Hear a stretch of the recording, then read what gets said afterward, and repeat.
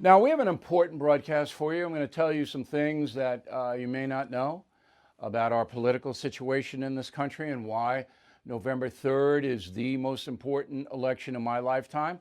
I'm going to do it in a very methodical way.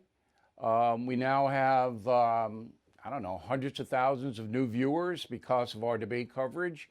I mean, it's just been an amazing surge of people watching the No Spin News, going to BillO'Reilly.com, watching the First TV, all of our venues on radio. It's an incredible thing. And it happened when the Lewinsky-Clinton case in the 1990s broke. That was the turning point when I was on Fox News. That surged it. Well, now we're in a surge because of this election. So let's begin with the most important aspect of the vote November 3rd. It's not about the economy or COVID. It's not about foreign policy or global warming. It's not about any of that. The most important thing is there is a movement in this country to change our traditional system. You know about it, you've heard about it, but don't know if you see the danger as starkly as I see it. So the key moment in the debate was when Joe Biden refused to answer, the question about whether he would support packing the Supreme Court. I'm going to play that for you. I know you've heard it, but I think it's worth playing again. But first, I want to set this up. So in 1789, the United States government was forming under President Washington. And the judiciary, set the number of Supreme Court justices at 6, 6, because the Constitution basically said there has to be oversight to government in case the federal government does something heinous. There've got to be judges that say you can't do that. You can't violate the Constitution. So 6 judges were appointed. In 1837, that number was bumped up to 9 because the population of the country was growing. And they wanted to have more judges represented. So it went from 6 to 9. All right. In 1863, in the middle of the Civil War, it went to 10 justices because there were so many problems with the Union that they wanted another voice. All right. Then in 1869, after the war was over, they went back down to 9, where it has stood ever since. 9 justices. In 1937, Franklin Delano Roosevelt wanted to pack the court because he was frustrated that some of his Depression-era laws, the stuff he wanted, getting voted down. So he didn't like the 9 Supreme Justices. He wanted 15. That was voted down in the Senate 70 to 20, and FDR was a popular president. 70 to 20. So FDR wanted 15. Now today we have the same thing because the court and Amy Coney Barrett will be a traditional judge on the court, so that'll be 6-3, traditional versus liberal. All right, and the left goes, can't have that. We can't have that. So we got to pack it so that if the Senate and the House go Democrat and Biden's elected, they'll pass a law that says, well, we want 15 or we want 20 Supreme Court justices, which will wipe out the system we have now. All right, so that's the danger. That's the danger.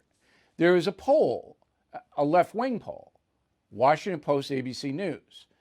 Democrat 31, Republican 27, Independent 37, but they don't say who the independents are. Would you support or oppose increasing the number of U.S. Supreme Court justices? Support 32%, oppose 54%. A lot of people answering this poll, they don't know what that is. They don't know what the issue is. They don't know what the Supreme Court is. And I don't say that with any arrogance. It's true. So 22% more Americans want to keep the system the way it is. All right, but Joe Biden, he doesn't want to keep the system the way it is. Roll tape. So my question to you is, you have refused in the past to talk about it. Are you willing to tell the American people tonight whether or not you will support either ending the filibuster or packing the court? Whatever position I take on that, that'll become the issue. The issue is the American people should speak. You should go out and vote. You're in voting now. Vote and let your senators know how strongly you feel.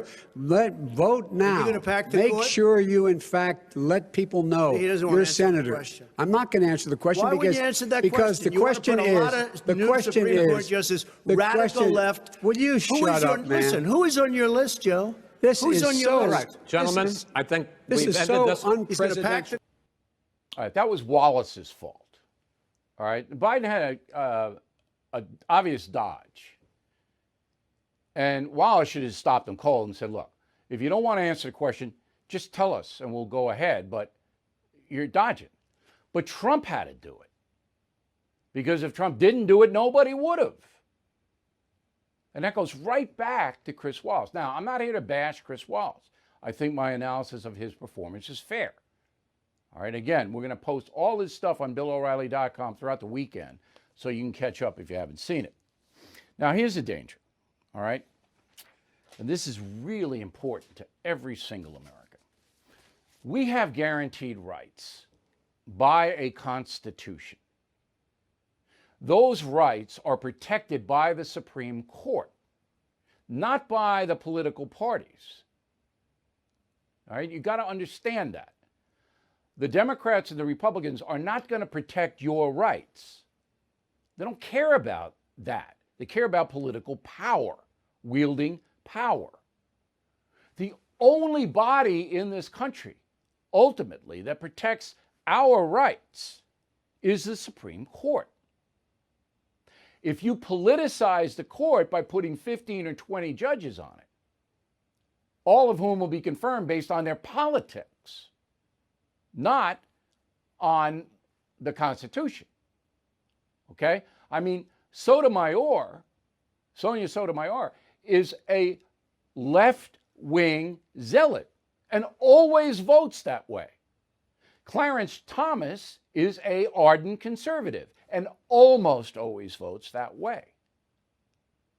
You don't want a court that's racked up with politicians. So, let's bring it home. The most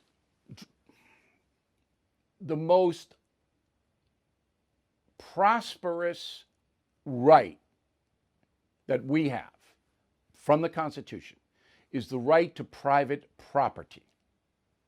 All right? You cannot live in comfort unless you have private property. Can't. That's why if you go to China and you see how the people who are not elite live, they don't have any comfort because they don't have a right to private property. If somebody bought a brand new Ferrari, Beijing could take it. And maybe Cuba. They take it. The far left in this country does not want private property to be respected or protected by the Constitution. How do I know that?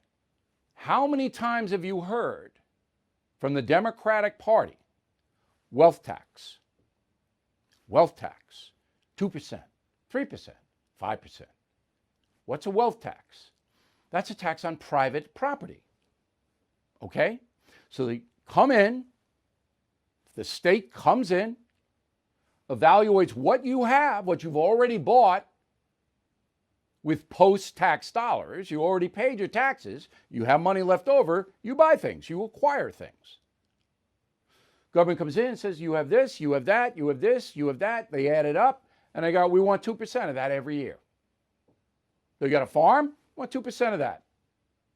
You got a house, you got cars, you got art, whatever it may be. If you are over a certain income threshold, and that threshold is arbitrary, could be $1 million in assets, could be 10. Depends on the state, depends on the feds. Government says, we have a right to take it. as a tax. That's a double tax.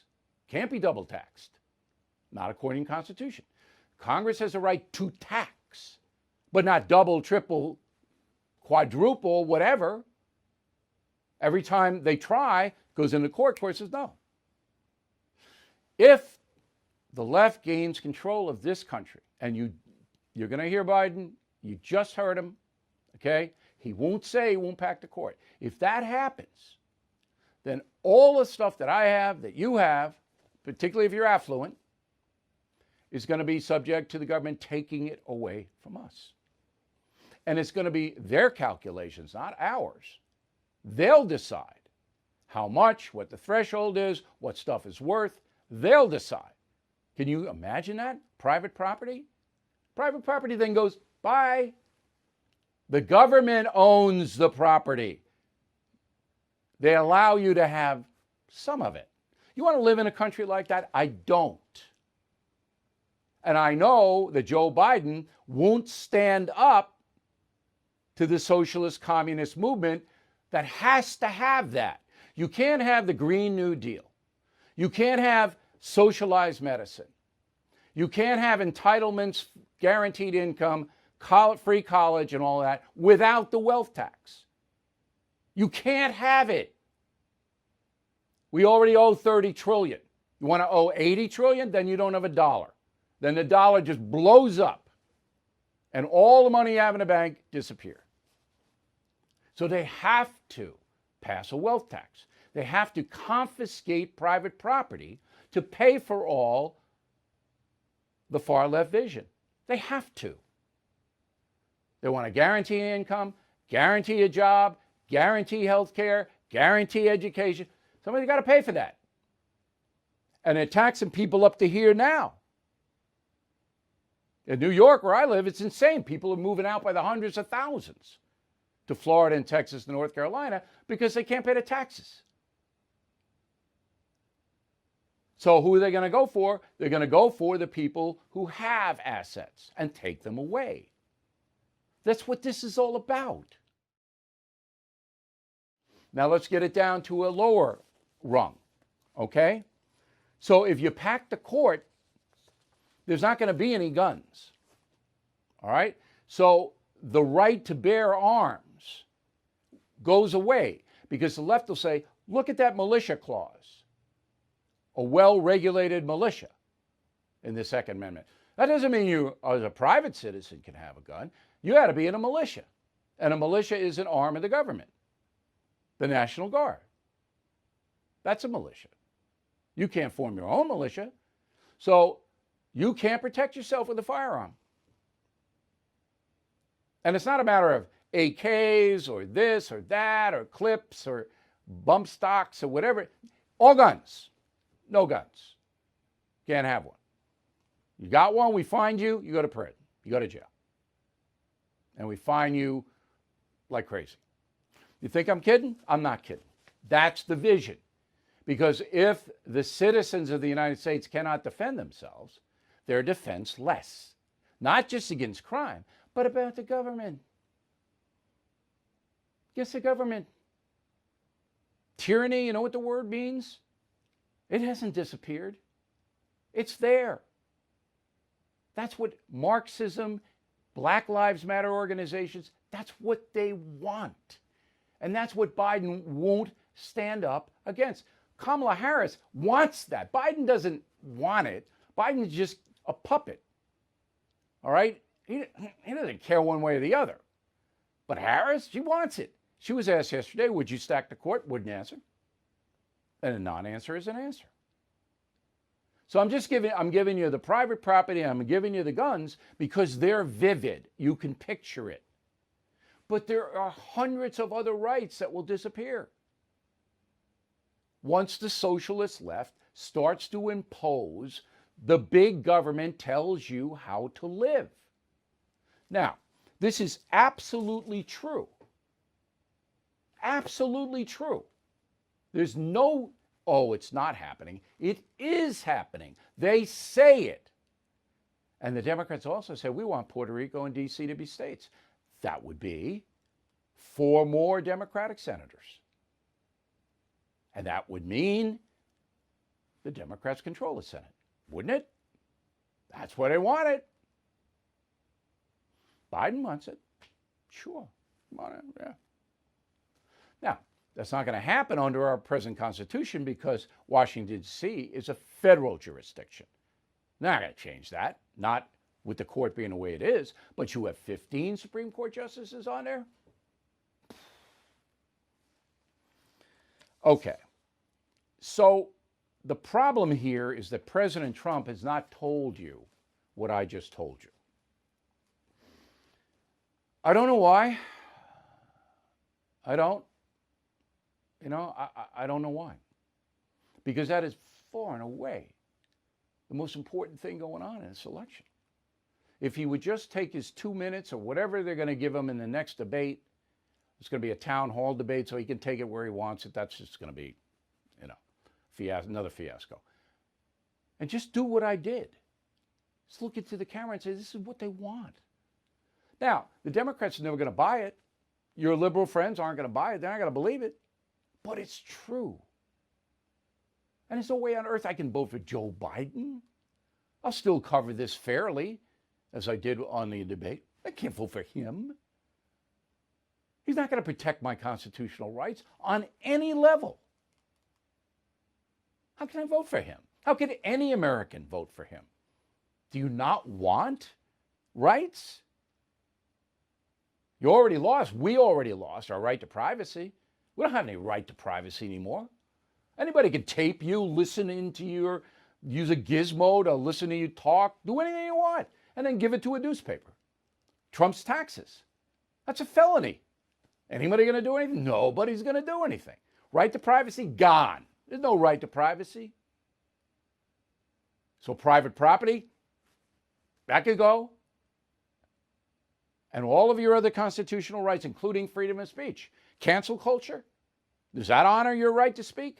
Cancel culture? Does it? When you can walk in and if somebody picks up a tweet that you put out and the boss doesn't like it, he fires you? What's happening? That's cancel culture. Who's driving the cancel culture? Who?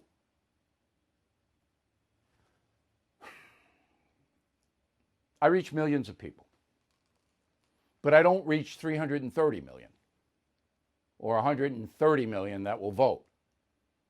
I only reach a very small percentage of that. But this is what the election's all about. I don't care whether you think Trump's the biggest chump in the world.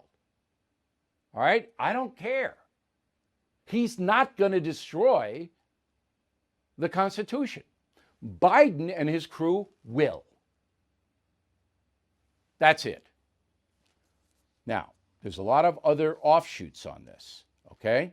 The offshoot is law and order in the major cities in this country is collapsing. Everybody knows this. If you have eyes, you can see this. Law and order came up again in the debate, but the point really wasn't driven home. Roll it. And so we have to be engaged. That's not what they're talking about, Chris. That's not what they're talking about. He's talking about defunding the police. That is not true. He doesn't have any law support. Look, he has no law enforcement that's not support. true. Almost that's nothing. Look. Oh, really? Who do you have? Name one group that supports you. Name one group that came out and supported you. Go ahead. Look, think. We have time. We don't have time to do anything. No, think All right. about it. Okay. Biden did not once in the Democratic convention, in his speech or any of his acolytes speaking, mention a violent protest. Not one time. Okay? He was asked in a debate, did you call the governor of Oregon and the mayor of Portland and offer your assistance or suggestions on how to quell the violence? He did not. And what was his answer? They can handle it. They can handle it. More than 100 consecutive days of violence in Portland, Oregon. Just this week, 2 police officers severely burned by Molotov cocktails. They can handle it. 100 days? You saw Seattle. You saw take over the downtown area. Where's Biden on it? Not going to do anything. Not going to do one blanking thing. Now, this doesn't come under the heading of rights. It doesn't. This comes under the heading of policy. So Joe Biden will not alienate his left-wing base by cracking down on far-left protesters. He won't. All right, let's bring in Bernie Goldberg. So, you know, Bernie and I have a long history. We go way back. Bernie is now the purveyor of BernardGoldberg.com, which is a very interesting website. You ought to go there and give Bernie a hard time. And he does not like Donald Trump, Mr. Goldberg. I don't like him at all. That's why I want him on, because we got Bolling, who loves Donald Trump, coming up right behind. All right, so you listen to me blow Viet. That must have been painful for you. For 21 minutes, Goldberg. 21 minutes on a debate. You're still breathing. You're still, I don't think you nodded off. Did I make any mistakes? Yeah. Well, I have to put something in perspective first. You said that I'm not a fan of Donald Trump. That's true. But I'm not a never Trumper. If he would have a different character, a different personality, I'd support him. I want him to win in November. He's going to have to do it without my support, but I want him to win because I agree with you that if Joe Biden wins, the hard left is going to be calling the shots. Now, one of the reasons I'm not a fan of Donald Trump is since I want Republicans to win, I don't think his performance last night, to use only the latest example, helps that happen. That's why I'm not a fan of Donald Trump. It's not.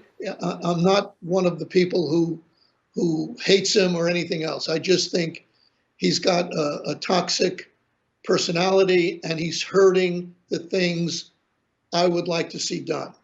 Okay. All right. As far as your my analysis. As far as your, I think you got a lot of it right. As on Chris Wallace, I'm a big fan of Chris Wallace, but I totally agree with you that he doesn't have to fact check everything. That would be unreasonable. But when Joe Biden says, I'm not going to answer the question about packing the court, you can't just move on. You wouldn't move on. I wouldn't move on. Chris shouldn't have moved on. He says, wait a second. There's a lot at stake here. We need to know why you won't answer the question. Your answer as to, well, it's going to be the headline. Well, maybe it is going to be the headline. But isn't President Trump onto something when he says you're afraid of the left wing of your party, that you'll alienate them? It's one thing to be impartial and not want to get involved in the scuffle. But you can't let those things, as you said, you correctly said, you can't let those things go without getting involved and saying, hold on now. And that, if you do let them go, that opens the door for Trump to come in and do it, which is what happened. So you can take Trump out of it and say, look, I'm the moderator, I'll ask the question.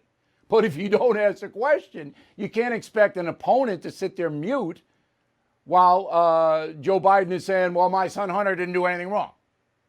What? Nor can you expect an opponent who is president of the United States of America to interrupt every 3 seconds and come off in I'm guessing now because I don't know, but I would think he's going to alienate the sliver of the audience that didn't have their minds already made up.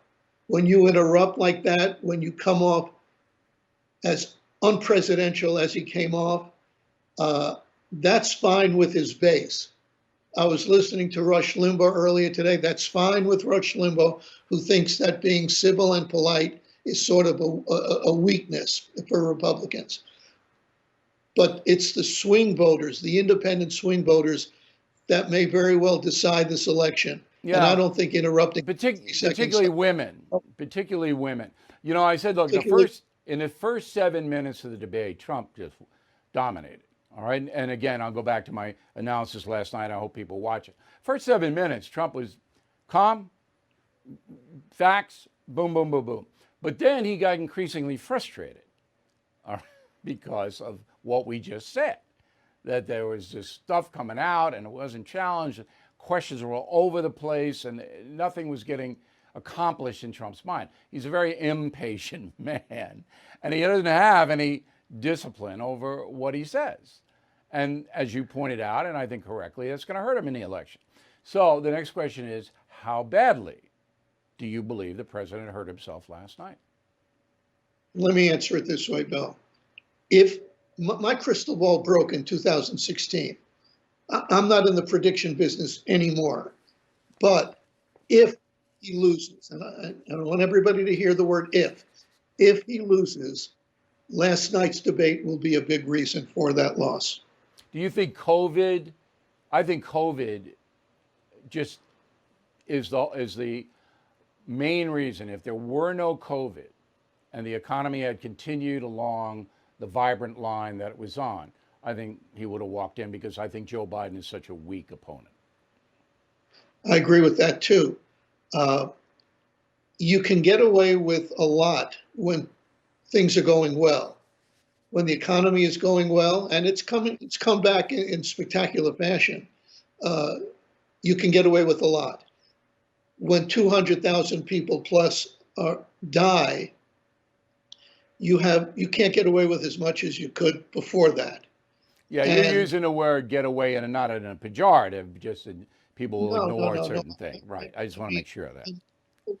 Yeah, thanks. I think people will be more apt to cut you slack and give you a break and minimize what I and many, many others see as the defects in your personality, as long as it's the lowest unemployment in many, many years, Right. For white people, for black people, for women people, for men people, for black people, for Hispanic people, for Asian people. They'll cut you a lot of slack. But when things aren't going that well, with COVID, for instance, I believe they won't cut you as much slack. I think you're right on that. Could. Yeah.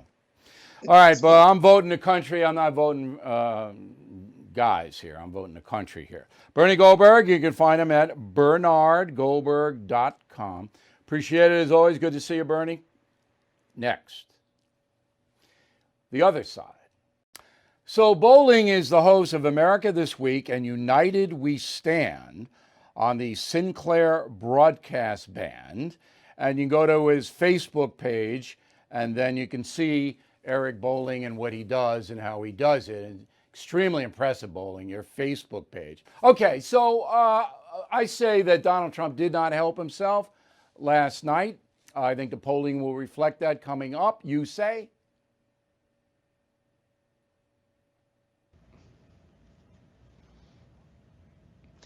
I say, usually you're right, and this time you're wrong. This is a replay of 2016. You know, I listened to Bernie Goldberg being non-committal across the board, as usual, as he was in 2016. Here's what's going on.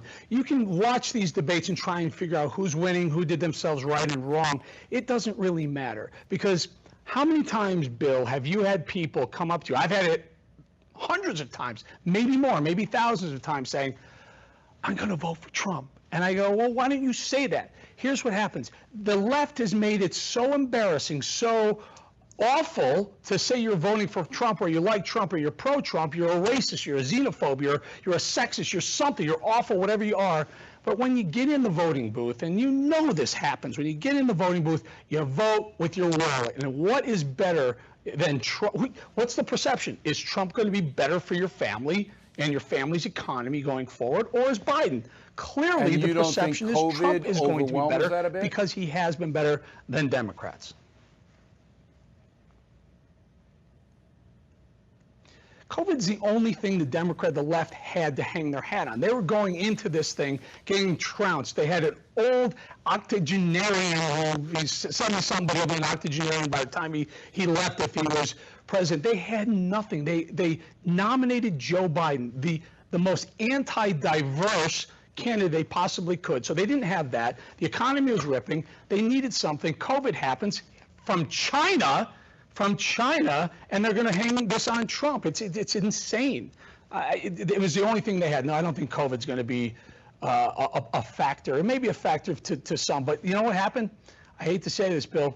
Ruth Bader Ginsburg, God rest her soul, she died at the right time. Well, it was interesting last night that Amy Coney Barrett disappeared in the first minute and a half of the debate. Biden obviously didn't want any part of that.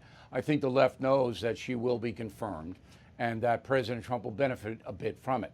So you, Eric Bolling, tonight on the No Spin News are predicting what? A landslide for Donald Trump? What are you predicting? No. And I did the math in 2016. I'll do it again. He needs North Carolina. North Carolina, in my opinion, is going to be the state he has to win it, because there are other paths, but not without North Carolina. Even without Pennsylvania, there's some northern paths that could happen. I think he needs to win that.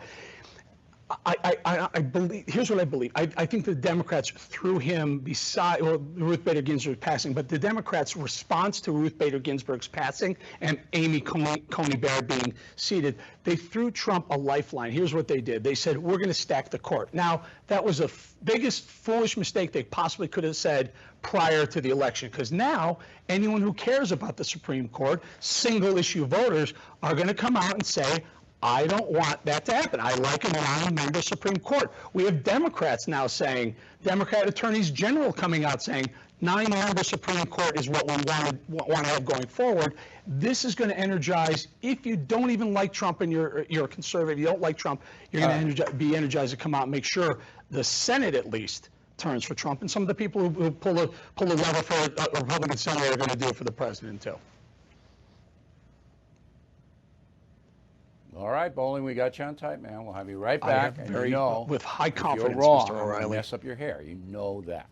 Okay. Eric Bolling, everybody. Check him out on Sinclair. Okay, so the media is in a tank. They're actually working with the Biden campaign. There's no question about that. And the Media Research Center did a study just out. So in 2016, when Trump ran out Hillary Clinton, 90% of the coverage was negative toward Trump. Now it's 93%. It actually went up.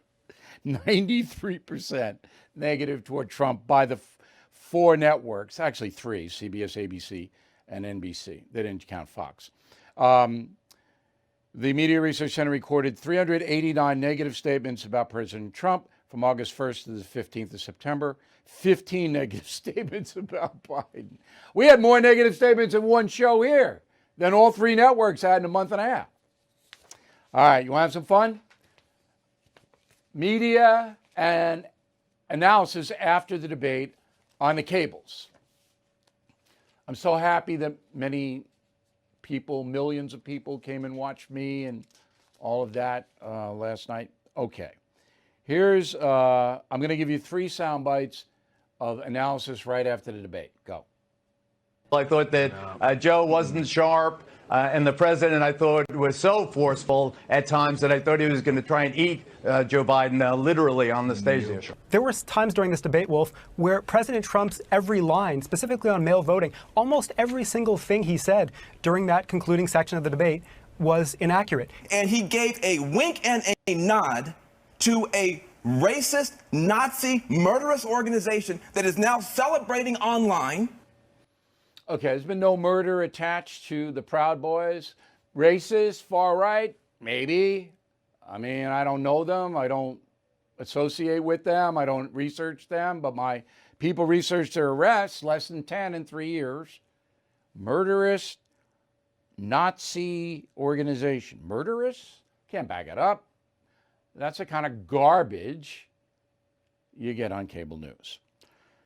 So a guy named Jonathan Karl is the chief White House correspondent for ABC News. He's a correspondent, a reporter. Roll it. The debate was a total mess. It was a mess of interruptions, petty insults. I was in touch with some people on the floor who told me they were stunned by what they were seeing transpire on that stage. Donald Trump came across like a bully. Oh, sure he did. Yeah. Finally, CNN topped everybody by saying this. Go. I think the president overplayed his hand tonight. Here's what I saw on stage tonight. What I saw was a president who, and you can just hear it by him reciting the things that have happened to him throughout the presidency. This Durham report and all the things that are going on. He feels like he has been mistreated and by the prior administration. All narcissists and all psychopaths I'm just feel telling that, you, but it's not, doesn't make it true. Okay, so Cooper says that, yeah, all the narcissists and all the psychopaths feel that, but it does not make it true. AT&T pays his salary, and he calls the President of the United States a psychopath.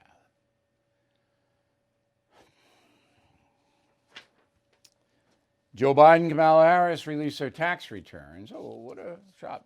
Within hours of the New York Times printing President Trump's tax information, the Biden people had a very well-produced commercial up. Do you think they got tipped off on that? Oh, no. All right, so Mr. Biden and his wife Jill, 2019, made $945,000. They give $14,700 to charity, 1.5%. And this is the history for Biden. 1.5% he gives. Harris is worse. She and her husband made $3 million in 19. She gave 1% to charity, $35,390. And these are the people who go, oh, we want your money. And yeah, but they don't give any money to anybody.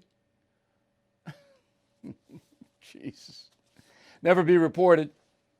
Boston University, as some of you know, I have a master's degree in broadcast journalism from there.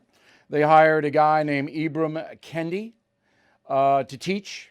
He is an author. How to Be an Anti-Racist is his book. Here's what he said about Amy Coney Barrett's adopting 2 black children from Haiti.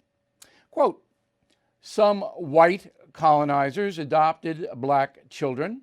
They civilized these savage children in the superior ways of white people while using them as props in their lifelong pictures of denial, while cutting the biological parents of these children out of the picture of humanity, unquote.